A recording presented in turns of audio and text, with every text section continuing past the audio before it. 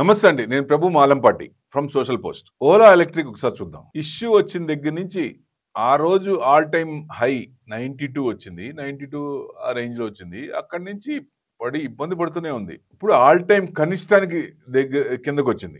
కారణాలు ఏంటి చూద్దాం ఒకసారి. అంటే ఫ్యూచర్ ఎలక్ట్రిక్ స్కూటర్స్ అయినా ఎందుకు పడింది అనేది ఒకసారి చూద్దాం.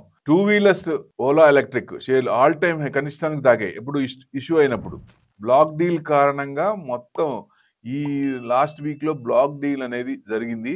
సో దానివల్ల ఎక్కువ పతనమైంది అనుకోవచ్చు ఒక రకంగా. 0.8% అంటే దాదాపుగా 44 లక్షల షేర్లు అంటే 44.1 రేటు దగ్గర చేతులు మారాయి. అక్కడి నుంచి దాదాపుగా 6% పతనమైంది. అది కొంచెం అంటే డౌన్ లోనే బాగా డౌన్ గ్రేడ్ అవుతుంది. డే బై డే కిందకే వస్తుంది కానీ పైకి రావట్లేదు. బ్లాక్ డీల్ ఎవరు విక్రయించారు అది ఇంకా వివరాలు ఇంకా ఏమాత్రం తెలియలేదు. సో 4.76% నష్టంతో 43.86 వద్ద ట్రేడ్ అవుతున్నాయి.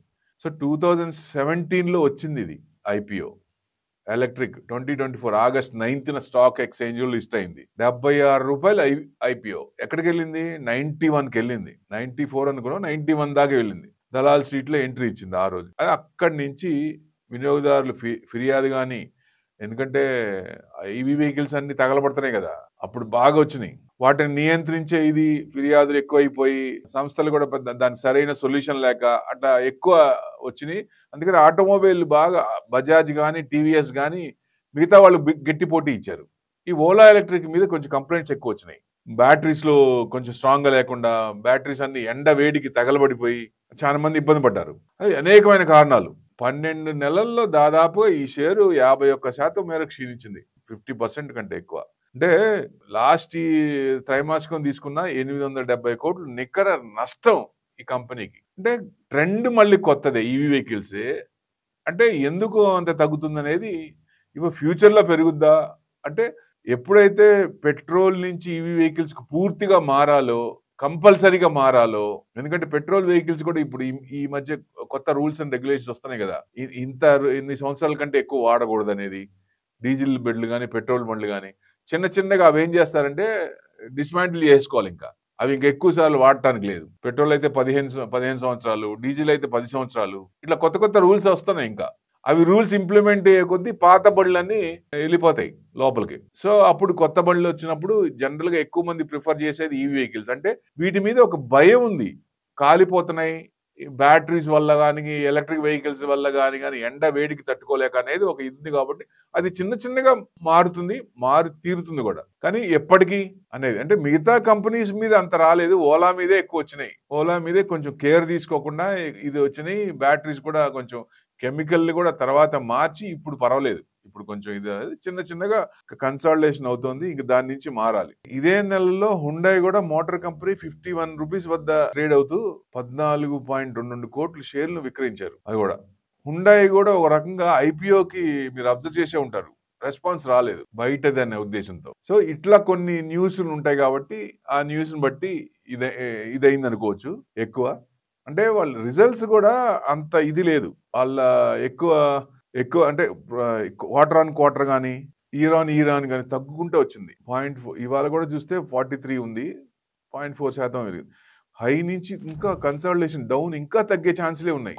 40 గనక కట్ అయితే ఇంకా కొంచెం 30-35 దాకా వచ్చే అవకాశాలు ఉన్నాయి. కొనేవాళ్ళు కూడా కొంచెం ఆగి కొనుక్కోవాలి. ఎందుకంటే ఎప్పుడైతే టర్న్ అవుతుందో, స్ట్రింజెంట్ రూల్స్ వచ్చాయో, ఇక పెట్రోల్ లేదు ఈవీ వెహికల్స్ అన్నప్పుడు అప్పుడు కొంచెం అందే అవకాశాలు ఉంటాయి. అది మాక్సిమం మనకి 2030 టార్గెట్ కాబట్టి ఇప్పుడు కొనకుండా కొంచెం టైం తీసుకొని అప్పుడు కొనుక్కోవచ్చు.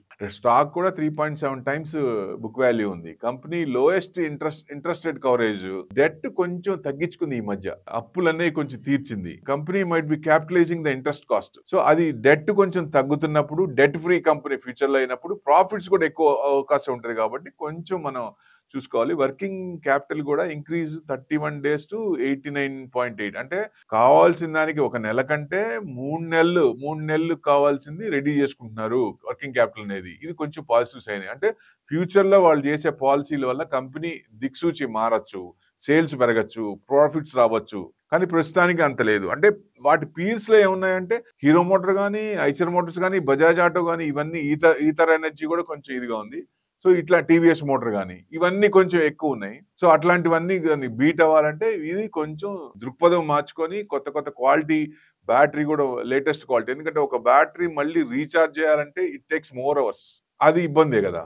అట్లాంటివి కూడా కొంచెం తక్కువ టైంలో చేసుకుంటూ సేల్స్ కూడా డిసెంబర్ సేల్స్ కన్నా మార్చ్ క్వార్టర్ సేల్స్ కూడా బాగా తగ్గింది. ఎక్స్పెన్సెస్ ఏమో బాగా ఎక్స్పెన్సెస్ కొంచెం 1500 crores ఉంటే 1300 crores ఎక్స్పెన్సెస్ కొంచెం తగ్గించుకున్నారు. దేనివల్ల తగ్గినంత వల్లే లోన్స్ డెట్స్ అనేది కొంచెం తగ్గించుకున్నారు అనుకోవచ్చు ఒక రకంగా. అంటే ఓవరాల్ ప్రాఫిట్ ఇంకా మైనస్ లోనే ఉంది. 695 crores 700 crores మైనస్ లోనే ఉంది. Profit before tax 870 crores. So net profit కూడా మైనస్ లోనే ఉంది. సో ఎప్పుడైతే ఇది కొంచెం చేంజ్ అయిందో అప్పుడు మనం ఎంటర్ కావటం బెస్ట్. సేల్స్ ఉన్నా ఎక్స్పెన్సెస్ అనేవి ఎక్కువ ఉన్నాయి బాగా. మార్చ్ క్వార్టర్లో కూడా 4,514 crores ఉంటే సేల్స్ ఎక్స్పెన్సెస్ చూడండి దాదాపుగా 6,253 crores ఎక్స్పెన్సెస్ ఉన్నాయి. సేల్స్ మీద ఎక్స్పెన్సెస్ ఎక్కువ ఉన్నాయి కాబట్టి కొంచెం ఇబ్బంది పడుతుంది అనుకోవచ్చు. ఇది బయటపడాలంటే ఇంకా కొంచెం టైం పట్టింది. ఎంటర్ అయ్యే వాళ్ళు ఇంకా కొంచెం ఆగి తక్కువ రేట్లో ఉన్నప్పుడు తీసుకోవచ్చు. ఇంకా అది ఎక్కడో లెవెల్ తీసుకుంటది కదా.